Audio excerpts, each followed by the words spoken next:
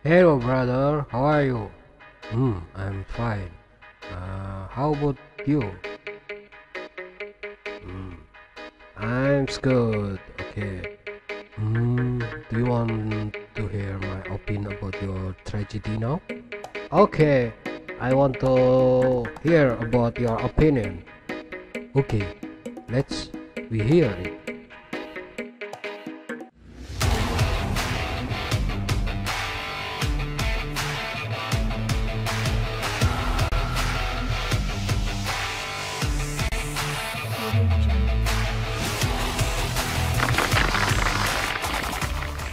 Usaha terakhir Trump yang paling berbahaya dan gila diawali dengan demo meniru mahasiswa Indonesia 23 tahun yang lalu menduduki gedung parlemen.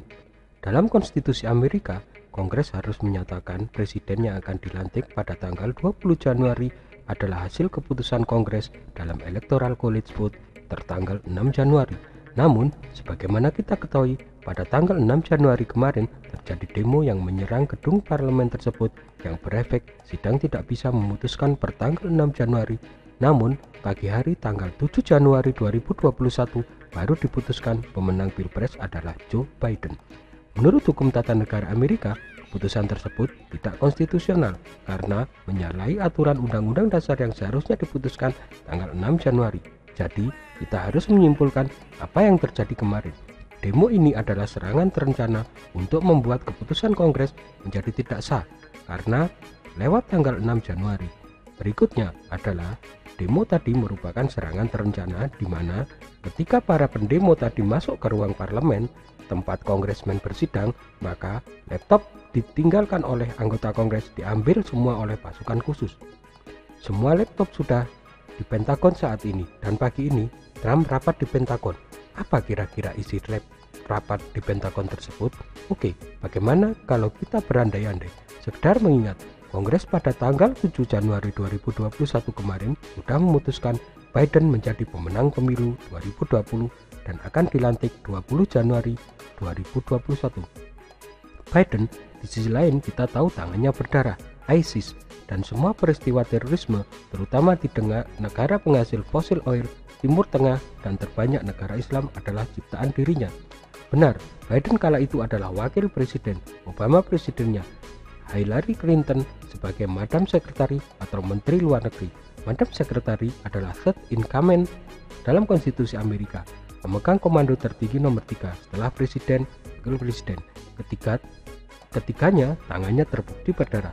Sementara Trump secara pribadi dirinya sudah membuktikan no war dan terorisme action dipakai oleh Trump di seluruh dunia pada 4 tahun jabatannya.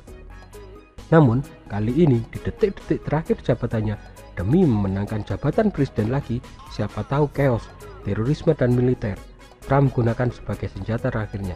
Amerika pernah melakukan hal itu dulu. Kembali kita mundur dalam sejarah Amerika, di mana di tahun 1864, Partai Demokrat Amerika pernah melakukan hal yang sama, baca kecurangan. Yang sama yaitu menggunakan suara-suara tambahan. Partai Demokrat kala itu berusaha keras mencuri suara Lincoln.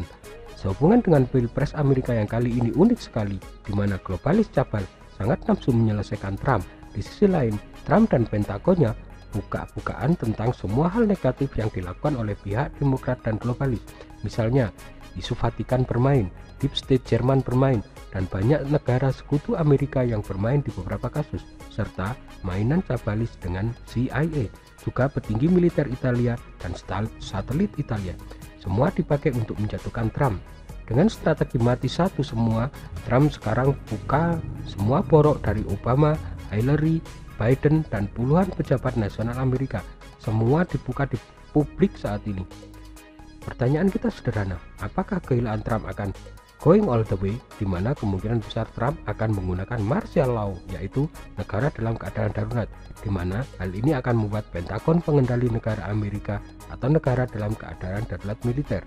Yang ada dalam menu saat ini untuk diberlakukan martial law adalah negara bagian Washington, Wisconsin, Michigan, Arizona, dan kemudian juga Georgia.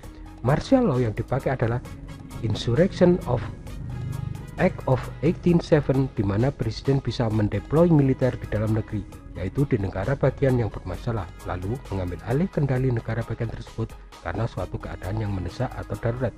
Kembali lagi, pertanyaan di awal, akankah Trump tega melaksanakan dan menjalankan eksekutif order tersebut? Jawabannya, pengamat banyak mengatakan iya, namun saya secara pribadi ragu. Tapi kemudian ternyata Trump putuskan iya. Apa yang akan terjadi bila jadi Civil War 2.0 terjadi di Amerika? Sekali lagi, menurut saya ini bukan tipe Trump. Trump bukan penggemar darah tumpah. Dia asshole, tapi tidak berdarah tangannya. Dia bukan seperti Biden yang kalau dilantik nanti maka CIA akan jadi alat yang sangat mengerikan. Di sisi Trump, kalau saja dia memberikan eksekutif order militer ambil alih pemerintahan di beberapa negara bagian, akan banyak penahanan dan penangkapan. Oknum harus melalui marshal tersebut. Hasil penyelidikan militer pada akan berujung pada penahanan dan penangkapan oleh militer. Sebab itu, undang-undang sivil harus dibatalkan dulu dan diberlakukan Marshall Act. Jika tidak, maka melanggar konstitusi USA. Ini pernah dilakukan oleh Abraham Lincoln. Kita lihat apa yang akan dilakukan oleh Jibilimennya kaum Yahudi Yerusalem ini lakukan kemudian. Apakah masih berlibido berkuasa sehingga menerbitkan eksekutif order, menjalankan martial law, atau mundur, melepaskan impiannya untuk bisa mengalahkan komunis global cabal? Untuk Trump, kalau perlu anak STM lapor ya bos, kita banyak stok.